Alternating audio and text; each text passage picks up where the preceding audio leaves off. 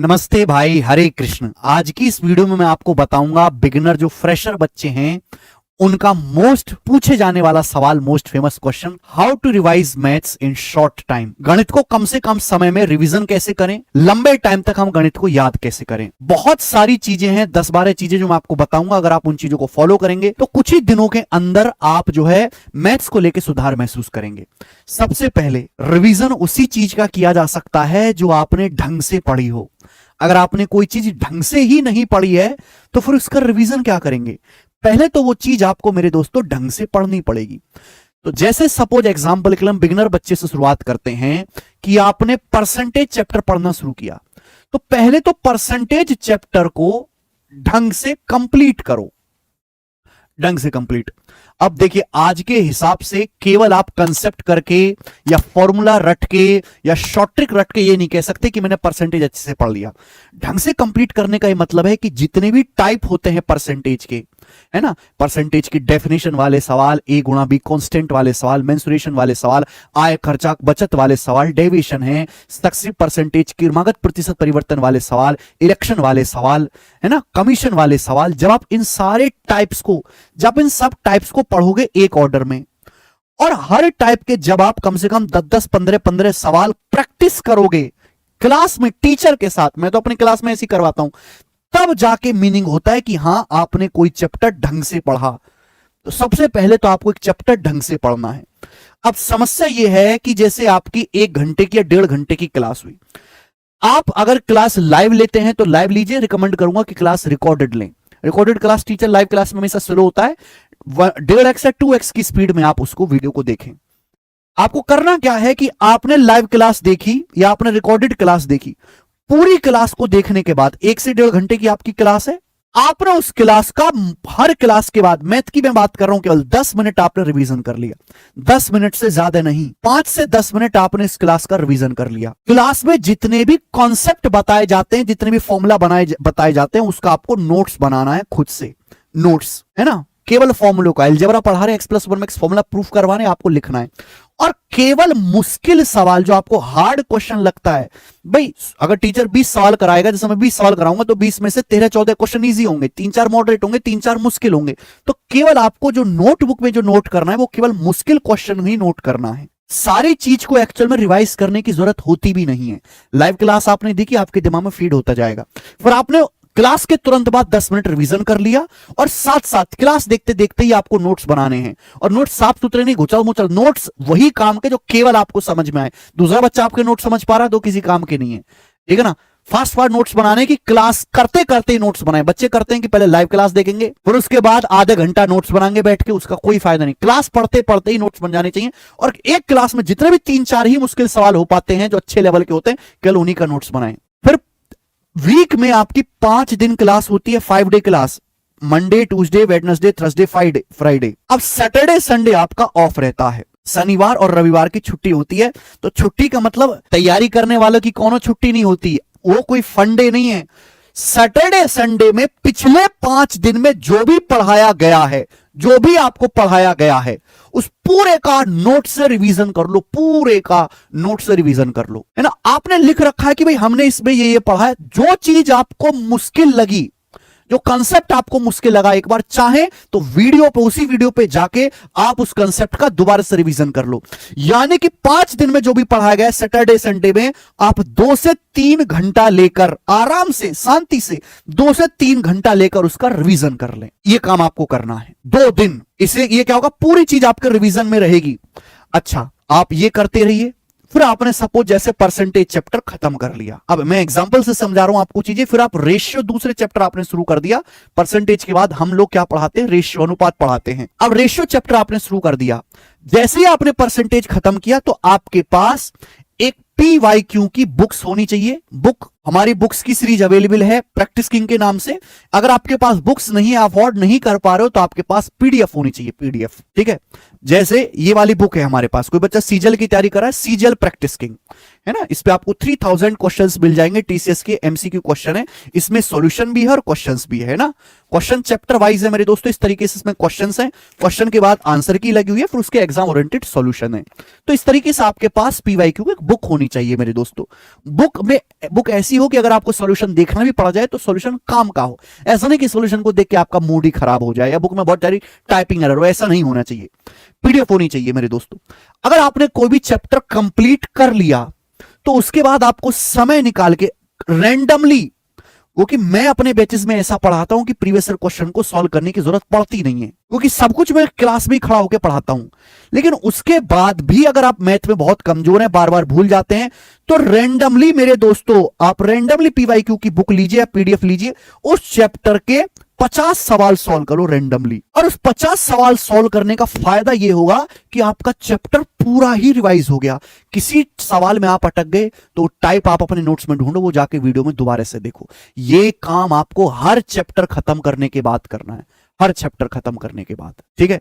आपने रेशियो खत्म किया, फिर आपके पास ये बुक है, कोई सीजीएल की, सीजीएल की प्रीवियस ईयर की बुक है, फिर रैंडमली उसमें से आपने क्वेश्चन चूज किए कि भैया ये लो, 37वां क्वेश्चन मुझे अच्छा लग रहा है, मैं इस क्वेश्चन को सॉल्व करता हूं। और इस तरीके से आपने एटलीस्ट 50 से 60 क्वेश्चन आपने प्रैक्टिस किए, पूरा रिवाइज हो जाएगा। ये काम आपको हर चैप्टर में करना है, यानी कि आपका वीकली रिवीजन भी चलेगा, चैप्टर होने के बाद भी रिवीजन चलेगा, और आपका हर क्लास खत्म होने के बाद डेली रिवीजन भी चलेगा। अब प्रॉब्लम ये आती है मेरे दोस्तों कि बच्चा यहां से पढ़ना शुरू करता है, बच्चा ये पढ़ना शुरू करता है, आगे पढ़ता जा रहा है, पीछे का भूलता जा रहा है।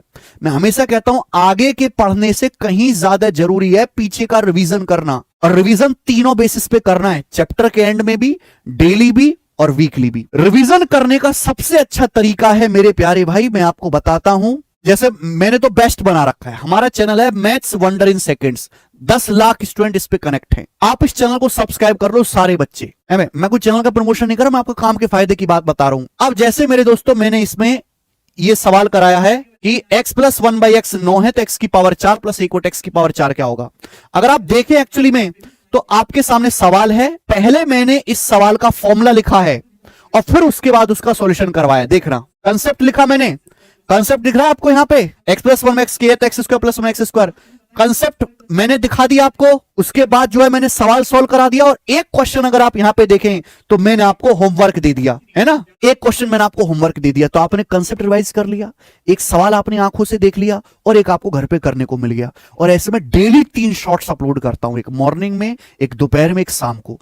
अगर आप डेली ये शॉर्ट्स देखते रहोगे, दिन में 3, तो आप समझो कि आपको डेली के डेली 3 नए टाइप का जो है रिवीजन हो गया, डेली के डेली। यानी कि आप हर चीज से टच में रहोगे। रिवीजन करने का मतलब है मैथ से लगातार टच में बने रहना, खाते पीते सोते जागते नहाते धोते मैथ से टच में रहे। तो ये मेरे दोस्तों सबसे आपके लिए फायदेमंद रहेगा maths wonder in second YouTube channel, ठीक है। डेली 3 जो है आपके इसमें रिवीजन हो जाएंगे। इसके बाद अगली चीज आती है क्विज। देखो बहुत सारी वेबसाइट भी हैं, बहुत सारी एप्स भी हैं, हमारी कैरविल की जो ऐप है वो भी मेरे दोस्तों क्विज कंडक्ट कराती है। उसमें चैप्टर वाइज जो क्विज है वो क्विज को जरूर सॉल्व किया करो। अगर आपके पास फ्री टाइम है तो आपने ऐप खोल लिया, वेबसाइट ओपन कर ली, उसमें क्विज है, परसेंटेज का क्विज है, सपोज अलजेब्रा का क्विज है, 10 सवाल का, आपने वो क्विज सॉल्व किया। लेकिन अगर बिगिनर बच्चे हैं तो हमेशा पीवाईक्यू क्वेश्चन का ही क्विज सॉल्व करें, आप पीवाईक्यू का ही करें स्टार्टिंग में। अगर आप बिगिनर बच्चे हैं, ध्यान सुनिएगा, अगर आपने 50% से ज्यादा सिलेबस खत्म कर लिया है, इंग्लिश का, मैथ का, रीजनिंग का, जीएस का साथ साथ ही तैयारी करते हैं, तो 50% से ज्यादा सिलेबस खत्म होने के बाद भी आप मॉक लगाना शुरू कर दें, मॉक्स लगाना शुरू कर दें 50% आधा सिलेबस होने के बाद ही। और मॉक्स स्टार्टिंग में आपको प्रीवियस ईयर के लगाने। ये मॉक्स जो है आप 3 दिन में एक बार, हर 3 दिन में एक मॉक लगाएं। प्री का एक मॉक 1 घंटे का होता है, आप हर 3 दिन में एक मॉक लगाएंगे, सारे ही सब्जेक्ट रिवाइज हो जाएंगे। मॉक लगाने के बाद आपको उसकी एक सेपरेट कॉपी बनानी है और इस मॉक की जो है आपको एनालिसिस भी करनी है। 100 के 100 सवाल की एनालिसिस करनी है कि आपने कितने सवाल सही किए, और जो सवाल सही भी किए हैं वो कहीं आपने उनमें सवाल में ज्यादा टाइम तो नहीं लगाया जो एक्चुअल में आपको लगाना चाहिए था। अगर कोई सवाल आपसे बार बार गलत हो रहा है, जैसे रेस का क्वेश्चन आपसे मॉक्स में 2-3 मॉक्स में लगातार गलत हो गया, तो आपको पता चल जाएगा कि मेरा रेस कमजोर है, मुझे रेस चैप्टर दोबारा से पढ़ना है। फिर आप यूट्यूब पे सर्च करो, आप यूट्यूब पे हमने जैसे रेस पढ़ा रखा है, मैंने वीडियो बना रखी है, आप उस वीडियो को देख लो। आपका सर्कुलर ट्रैक में परेशानी है, आप यूट्यूब पे सर्च करो या आपने बैच ले रखा है, बैच की क्लासेस से जाके पढ़ो। तो जो क्वेश्चन बार बार मॉक में गड़बड़ हो रहा है वो आपको वहां से पता लगता रहेगा। जो सवाल आपने गलत कर दिया इसका मतलब आप उसमें कमजोर, उसका अलग से सेपरेट नोट्स बना लो। जो सही कर दिया फिर उसमें यह भी देखो कि क्या आपने सही टाइम में किया, कहीं आपने समय तो ज्यादा नहीं ले लिया। यह चीज आपको करनी है। यह काम आपको आधा सिलेबस पूरा हो जाने के बाद ही करना है। एक ही रास्ता है, प्रैक्टिस प्रैक्टिस और प्रैक्टिस।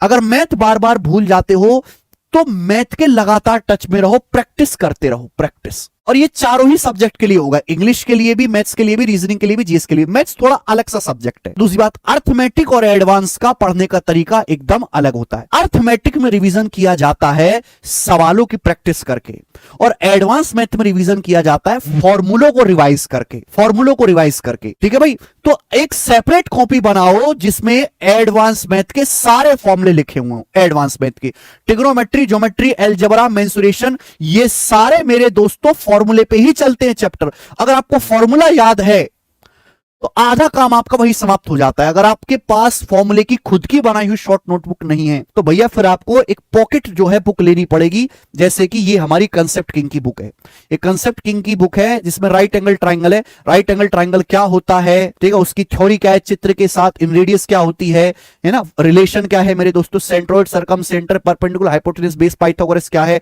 ट्रिपलेट क्या होते हैं, राइट एंगल में ट्रिपलेट कहां से आया, राइट एंगल की जितने भी फॉर्मूले सिमिलरिटी से प्रूफ होते हैं, ये सारे फॉर्मूले एडवांस मैथ के पहले फॉर्मूला लिखा हुआ है, फिर उनका प्रूफ लिखा हुआ है, और फिर प्रूफ के बाद यहां नीचे एक एग्जांपल लिखा हुआ है। पहले फॉर्मूला कंसेप्ट लिखा हुआ है इंग्लिश में, हिंदी में, फिर उसका प्रूफ लिखा हुआ है जहां जरूरत है, और फिर उस पर एक एग्जांपल लिखा हुआ है। तो ऐसे नोट्स अगर आप खुद से बनाते हो तो बहुत ठीक है। अगर आप नहीं बना पाते हो दोस्तों, फिर आपको जो है ये बुक ऑनलाइन ऑर्डर करके जो है मैथ्स कॉन्सेप्ट किंग की जो अपडेटेड एडिशन है ये मंगाना पड़ेगा। और इस बुक से जो है आप कहीं रिक्शा में जा रहे हो, किसी रिश्तेदार से मिलने जा रहे हो, गर्लफ्रेंड से बतिया रहे हो, तो भैया सामने किताब खोल कर रखो, हूं करते रहो और आपका रिवीजन चलता रहेगा। ठीक है, अर्थमेटिक में ज्यादा से ज्यादा सवाल लगाएं और एडवांस में ज्यादा से ज्यादा फॉर्मूलों का रिवीजन करें। ये चीजें अगर आप 1.5-2 महीने तक करेंगे तो आपको अपने अंदर जरूर सुधार जो है महसूस होगा। सिलेबस कंप्लीट करने के बाद बैच को बार बार ओपन करके ना देखें कि आप बैच की क्लासेस में अटके हुए जिंदगी भर। अगर आपने एक बार किसी टीचर का बैच कंप्लीट कर लिया, जनरली हमारे बैच 0 to Hero बैच से आप पढ़ाई करेंगे, तो मेरे दोस्तों